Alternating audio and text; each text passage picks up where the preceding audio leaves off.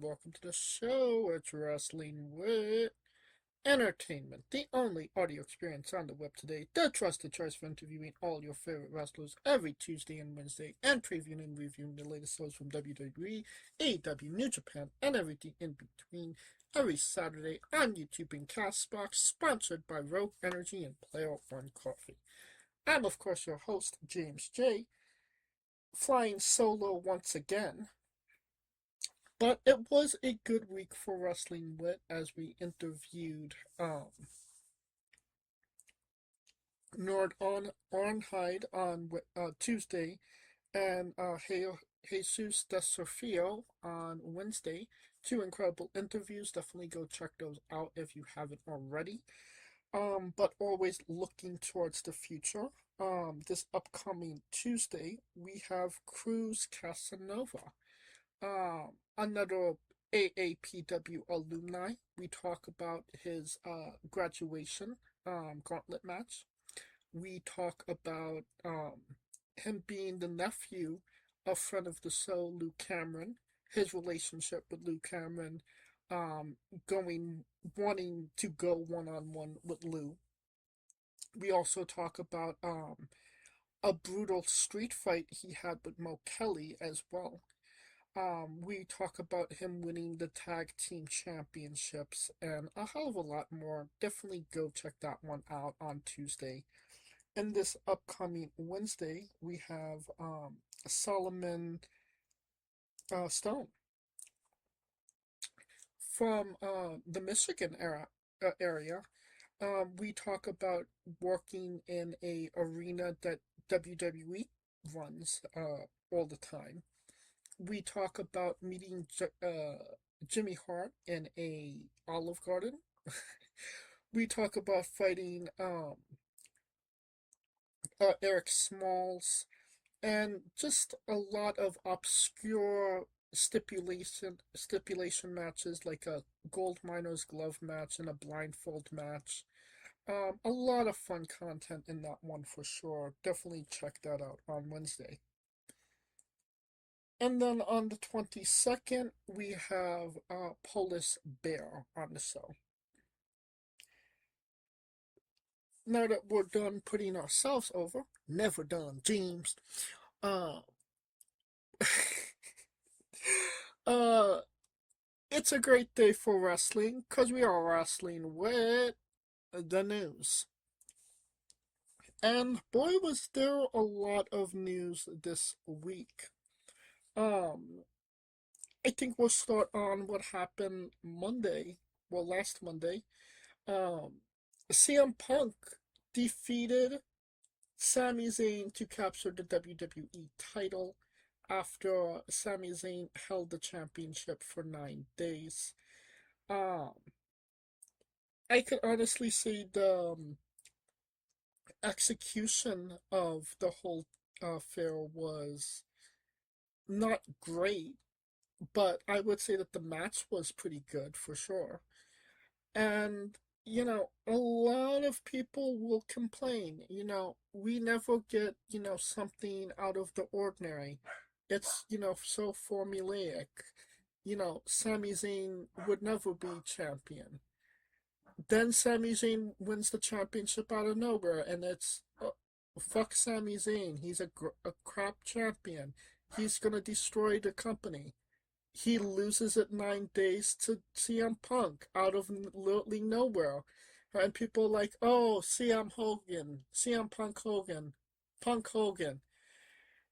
You just can't win with the internet wrestling community. Like, if you told me at the beginning of the year Sami Zayn would win the championship, the WWE Championship no less, that would definitely not have been on my bingo card. CM Punk beating him 9 days later? Definitely not. I do find it makes things it shakes things up. It makes things more interesting. CM Punk is never not going to be interesting whether he's talking on the mic or if he's wrestling. He's a big star. either which way. And I think WWE was just trying to find a way to get him on SmackDown because NBC Universal was pushing to get CM Punk because they know what a big star he is. So, I mean, he's now WWE champion. He is now officially a part of the SmackDown brand. So, they obviously get what they want. I would say that, it is just muddy and messy that, Sammy doesn't get his rematch right away. It goes to, Cody Rhodes for some reason. I think that's an unnecessary way to put heat on Cody because, I mean, I get it. He's their biggest star, Cody Rhodes. Um, Casual fans will know him a bit more than others. And unfortunately, that's kind of the position WWE is put in when it comes to these really massive shows. WrestleMania being, the biggest factor. Obviously, we're coming up on SummerSlam. And I think that, it wasn't the best way to fit everything in. And obviously, the higher ups want things a certain way. The biggest match that they could have on their second biggest show. Um, so I mean, they are getting there, but I don't think that it's in a way that makes a lot of sense or, works as well as, making it happen organically. But I'm not really against it. I'm kind of okay with how everything played out. It does make things a bit unpredictable.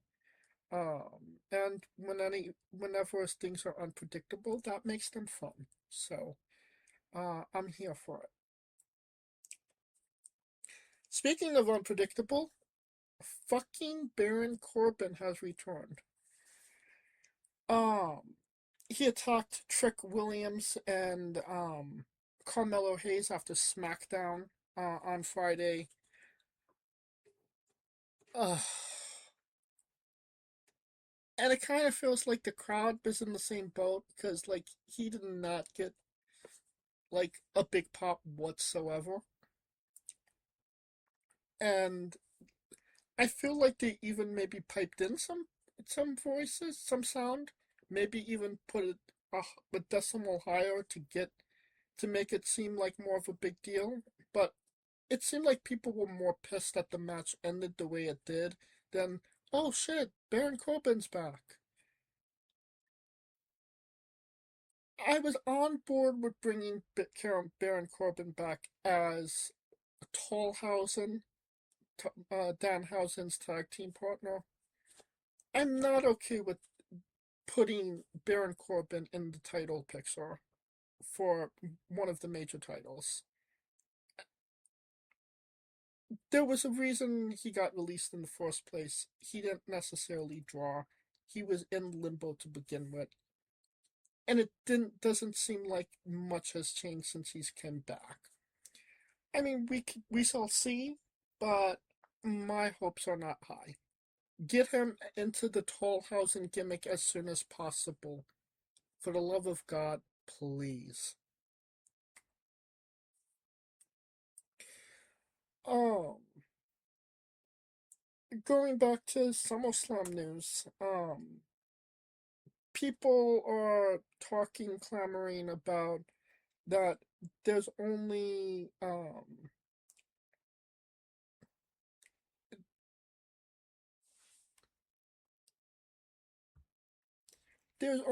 around 22,000 um tickets sold for the 30,000 seat setup they have for SummerSlam, and we're um roughly like a month away, a little less.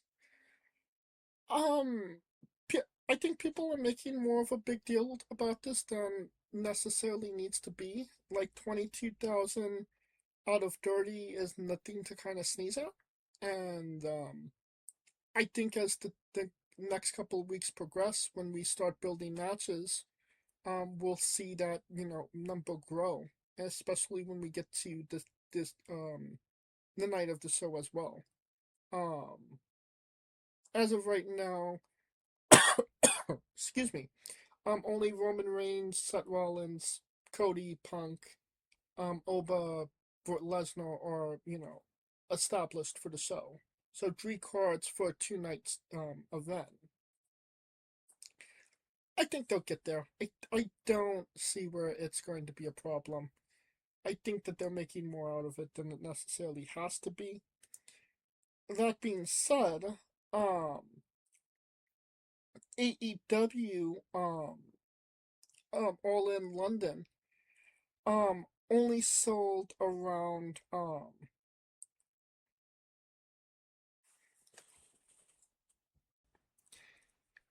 they've only sold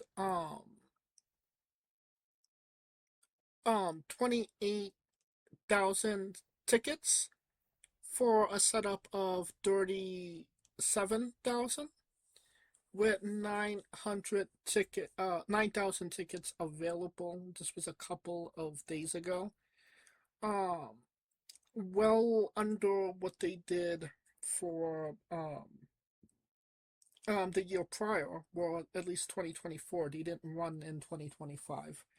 Um but I mean, AEW's kind of feeling that pressure to fill that, the seats that they have, even offering a 50% off sale to kind of get these tickets moving. Like I said, the current setup is 37,000. This is a 93,000 seat arena, and in 2024 they did 53, well, 54,000. So, well, they're tracking well below what they did in 2024, and they haven't even got there yet. And I mean, yes, Osprey versus Omega will be a big match, but I feel like you still need a reason to get people in that arena. That one match is not gonna sell everybody. So I mean, they have roughly 60 days. I don't think they're I don't think that they're gonna push 9,000 tickets from here till then. But I mean, hey, whatever they could, getting selling the 28,000 that they did is impressive enough, considering how cold they are. So we'll see what happens there. Nothing to necessarily sneeze at, but maybe not go into a 93,000 seat arena when when you're only going to sell when you're only going to sell 28,000 seats. It doesn't sound as impressive as if you go to a, you know 30,000 seat arena and sell 28,000 seats. Unless they have a big draw there, they're not going to do those numbers again. In the goodwill that Considering all the goodwill that they've lost over, the years. Um, some goodwill that they actually, got back this week was Kenny Omega won the AEW championship off of MJF. And honestly, for the first time in quite a long time, I actually tuned into AEW Dynamite. Uh, and I mean, it's Dynamite, it's AEW, so, there was things that turned me off, some things that I was kind of interested in, but obviously the reason I was watching was Kenny Omega versus MJF. I thought the match was okay. Um, I'm glad Kenny won. I'm happy for Kenny. Congratulations, Kenny. But I also feel like everything surrounding the match wasn't necessarily my favorite. Like, Kenny Omega versus MJF should have been a bigger match, not just, on any, random episode of Dynamite. And I mean, you could have sold a pay preview. This they have a pay preview coming up. Like that this could have been that pay preview match. Um but they didn't for whatever reason. Um and the other thing that I wanted to mention about that match was that I did not like the arena that they were in. Like it was I couldn't even really call it an arena if I'm being honest. It was really small, and I feel like, you know, like I said, a big match like Kenny Omega versus MJF, that could have sold out a, well, maybe not sold out a 10,000 seat arena, but they could have got close to it. People still desire Kenny Omega. People still buy a ticket to see Kenny Omega. So I would have tried to capitalize on it and get into a bigger arena, try and get as close to selling it out as possible, and actually make some money off of it. But that's AEW cutting its nose off despite its face. I also don't think that it's necessarily right that MJF just won that title like maybe like 2-3 months ago, and then he's just dropping it. I mean, he is one of their bigger stars, so, I would expect them to protect him a bit more. I don't think losing to Kenny hurts him, but only having such a short reign with the title, I question why they took the belt off of Darby, in the first place. Just my opinion on that. Keeping up with some AEW news, Jack Perry stays with AEW. Apparently there was no interest in WWE to sign Jack Perry whatsoever. And I mean I get it.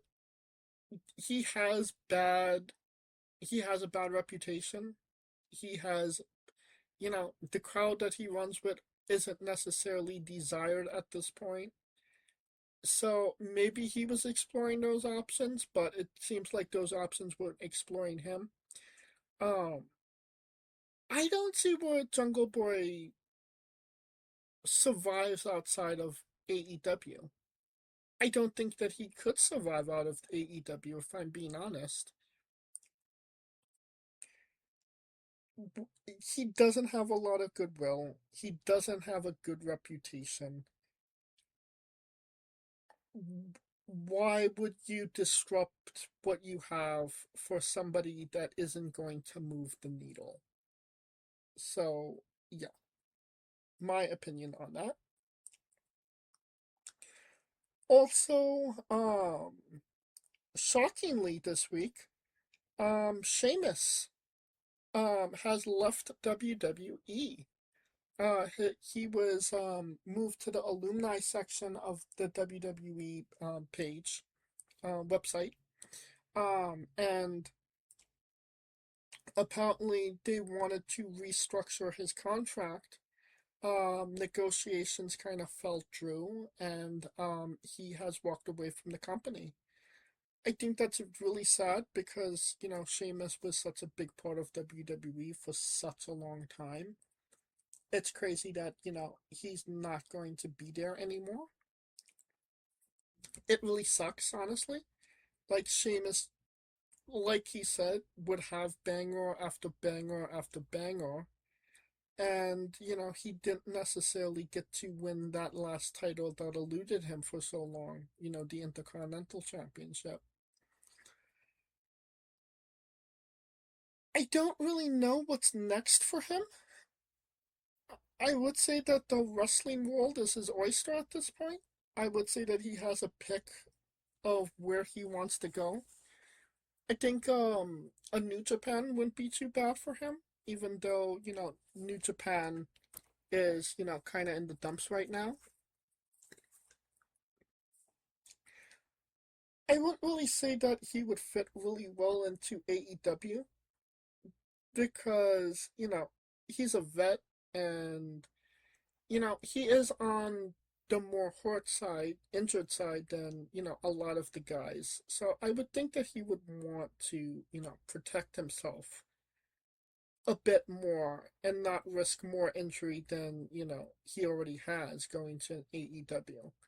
Not to say Tony wouldn't hire him, because I definitely think that he would. But apparently, a lot of people from AEW don't want him to join because the roster is already over bloated, and that takes a spot from somebody younger. Which I mean, I totally get it, but again, Tony Khan is going to do what Tony Khan wants to do. It's his company, billionaire logic.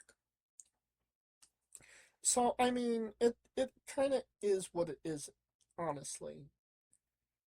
Um, I just I would think that maybe a TNA would do Sheamus well too. I mean, there's a lot of guys that he knows there, and I do think that he could have a lot of good matches there as well. And obviously, WWE has a relationship with TNA, so it would make sense. He's beating up Dolph Ziggler a bunch. I think Dolph Ziggler's kissed his ass before, if I'm being honest. Uh, who wouldn't want to see Moose versus Sheamus? That's a banger for sure. Um, the Hardys, another guy that he's been in the ring with. Um, yeah, I like the idea of him in TNA. I think that would suit him best, if I'm being completely honest. But again, wherever Sheamus lands, it's gonna be on his feet.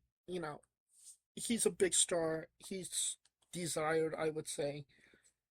So yeah, definitely hoping and wishing Sheamus the best. Um,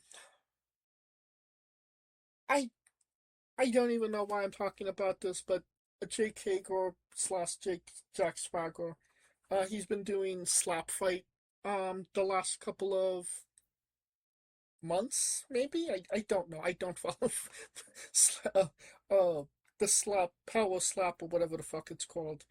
Um, but yeah, the other day he got slapped and he got knocked out from a slap. I don't really know why we're talking about this, but it's all over the internet and people seemed really enthused by it. I don't really care. Jack if I mean if Jack Swagger was doing something pro wrestling, I might talk about it, but Power Slap I don't really care. The video's funny, I'll say that. It's fun just to kind of see him just go straight down. But yeah, Power Slap. It's a thing. Um Somebody got bitch slapped this week was Jay Uso. Bitch slapped when a divorced. Um, he was divorced by his wife of 12 years, high school sweetheart. She filed with the notion of inconsolable differences or um, can't things can't go back. Um, Things are too destroyed, too irreparable. There we go. Irreparable differences. Um, I mean, it sucks for Jay because like he had all that fame and success for his family, and clearly he let it go to his head. Um, and yeah, it landed him in the doghouse, and that's where he'll stay.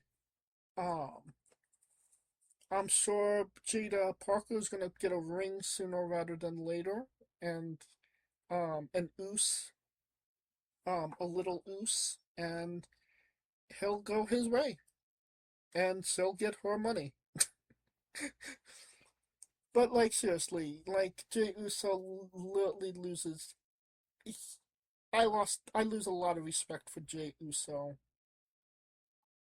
because of this. Because you get that fame, you finally climb the totem pole, and you be able to provide for your family, and then you ultimately lose your family because you get a big head about it and you can't handle it and you do dumb ass shit. Um, but I mean, considering who his brother is, Jimmy, D.I. DUI Big Jim, I mean, it seems like yeah, it makes sense that they're twins now. Alright, uh, that will conclude our coverage of the news. Uh, and we are wrestling with WWE Saturday night's main event. It takes place in New York City, New York, at Madison Square Garden this upcoming Saturday. Tagline is "Join the Uncursed." Yeah, that is yeah. Danhausen is on a Madison Square Garden, so he will be competing. And I don't know if the Knicks can if the Knicks wrestle. The Knicks definitely don't wrestle, but I don't know if the Knicks play in the Garden.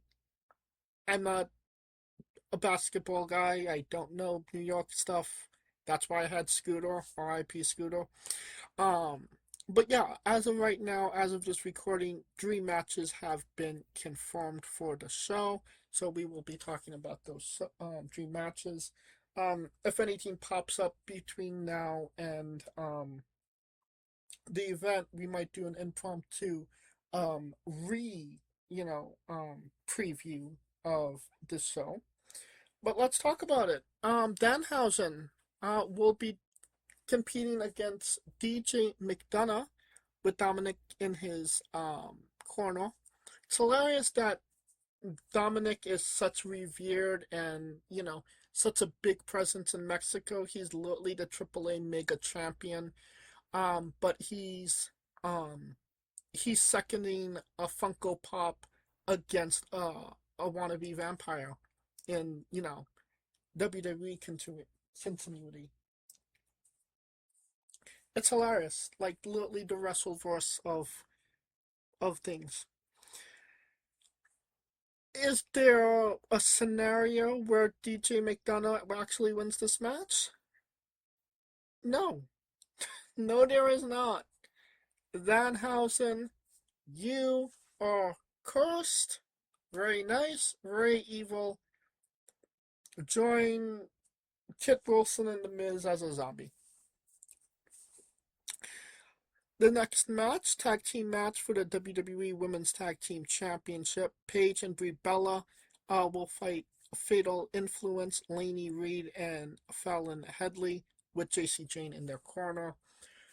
I said this last time we did Saturday night's main event that Paige and Brie were gonna drop the titles. They had their, nostalgia run, and you know, it was good, but it's time for them to go their separate ways.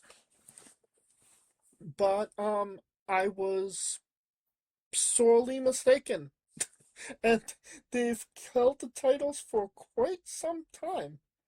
Um, so I'd like to say that they're going to drop the titles. I would honestly like them to drop the titles. I think Fallon and Laney deserve those titles, and honestly, it's the boost of adrenaline, Fatal Influence desperately needs at this point, considering, they were so on fire, and then the company just called them the fuck off for fucking Jade Cargill. who's as cold as a fucking dead fish at this point. But, I digress. Hopefully JC will get her moment, maybe sooner rather than later, considering, you know, some people are not optimistic that Rhea Ripley will be coming back in time for SummerSlam. We'll see about that. But, JC was, one of the names mentioned to take on Rhea at SummerSlam. So we'll see about that. But, back to this match, I would say, yeah, I would say Fatal Influence wins. Laney and Fallon for the W on Paige and Brie. I'm probably totally wrong on that. Alright, and that brings us to the main event, a very interesting match, CM Punk and Cody Rhodes versus Gunther and Sami Zayn. Definitely a big match, I'd say. Um, Four of the biggest guys that they have on SmackDown right now. Two of the biggest in the company with Punk and Rhodes. I think I think Gunther and Sammy might. I want to say that Gunther and Sammy takes a W in this, but they're so fractured. Like obviously that would cause them friction.